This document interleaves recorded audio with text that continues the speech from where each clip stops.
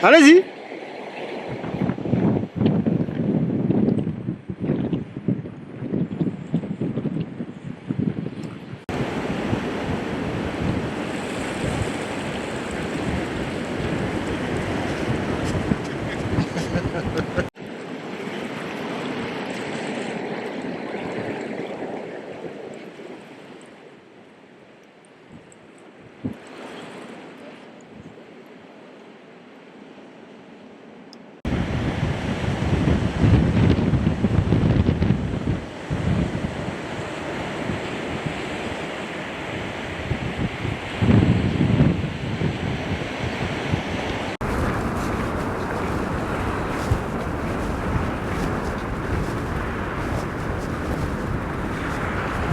Ici, nous sommes au Cap Lopez, donc sur une presqu'île, où justement différents bâtiments, je dirais, ont servi à abriter soit le pétrole ou soit à diriger les bateaux, comme le cas de ce phare-là. Et si on prend le cas justement de montée des océans, on voit bien que ce phare-là, à l'époque, était dans les terres.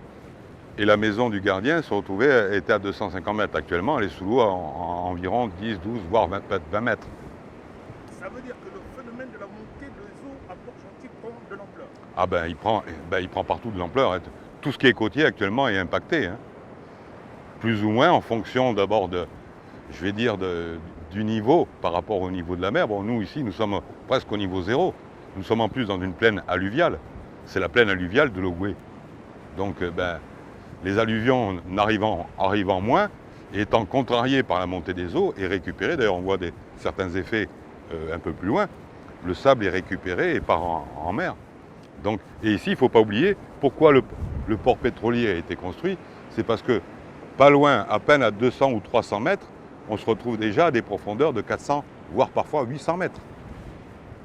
Et autre raison qui peut expliquer la situation actuelle, les activités des êtres humains. Les activités des êtres humains, on a déforesté, on a désherbé, on a fait des cultures un peu partout, et il se produit ce qui se produit. Le sable n'est plus aussi bien retenu, et petit à petit, ça se range.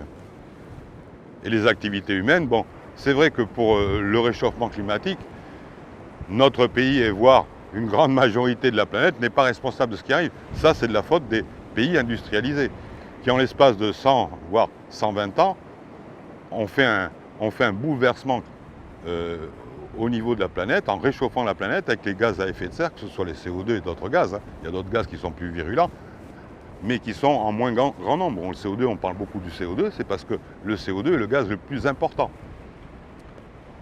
Et donc, lui, il a un effet de serre. Quand on parle d'effet de serre, il faut bien comprendre ce que c'est. C'est que l'effet de serre se produit à partir du moment où c'est que les rayons infrarouges ne sont plus stoppés. Avant, les rayons infrarouges étaient stoppés par la haute atmosphère. Maintenant, ils ne sont plus stoppés. Donc, ils arrivent sur notre sol et ils réchauffent le sol. Et comment vous vivez ce réchauffement climatique au niveau de Port-Gentil? Comment se manifeste-t-il?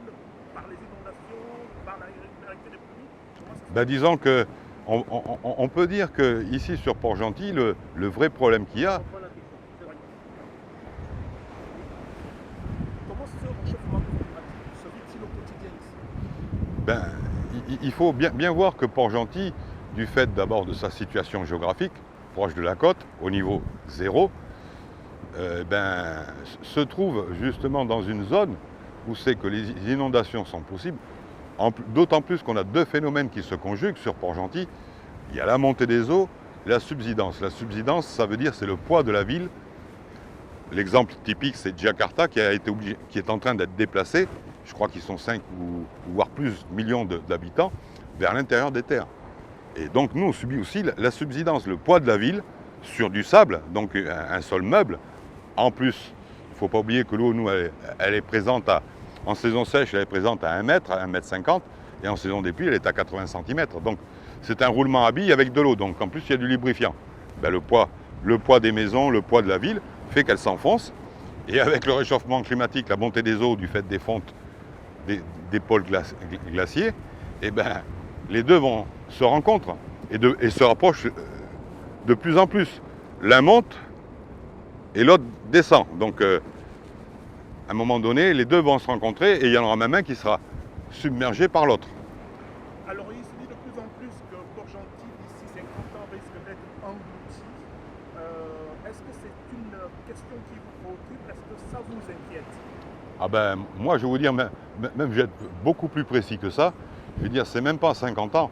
Quand je vois les phénomènes qui se sont passés cette année en Europe, en Indonésie, aux États-Unis, je me dis qu'est-ce que nous, on va avoir pendant la saison des pluies au Gabon, dans la zone équatoriale, parce que pour l'instant, bon, on sait qu'on entend déjà parler de sécheresse un peu partout en Afrique de l'Ouest et autres. Mais nous, qu'est-ce qu'on va prendre? Qu'est-ce qui nous attend? Quand on voit que les pays qui sont quand même relativement dotés par des moyens et qui théoriquement ont des moyens de prévoir ce genre de choses, eh ben, se sont fait surprendre et ont été incapables de résoudre les problèmes. Donc nous, imaginons, nous, on n'a rien du tout pour faire face à ça. Si jamais il y a des catastrophes de cette ampleur-là, ben, qu'est-ce qu'on va devenir? Et là, je pourrais dire, la ville risque d'être inondée. Et de plus en plus, de toute façon, on s'en aperçoit depuis une vingtaine d'années, lors des marées assez importantes, au départ c'était lors des marées exceptionnelles, marées d'équinoxe ou autres, où c'est que l'eau remontait jusqu'au grand village à travers les caniveaux. Je ne parle pas des puits à ce moment-là, rien que déjà par la marée.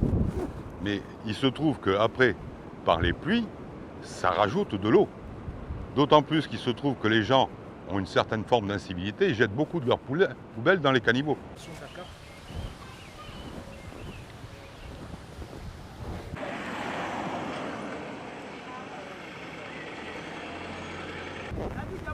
La digue, voilà. La digue, hein. Et le phare, qui est une construction Eiffel d'ailleurs, au passage, il faut quand même le signaler. Il y avait un restaurant là-haut? Non, non, il n'y a pas de... Le restaurant était là. Voilà. Ben, c'était le phare qui servait à diriger les bateaux qui venaient, qui passaient au Gabon, qui montaient ou qui descendaient, qui indiquait attention, danger, il y a quelque chose. Parce que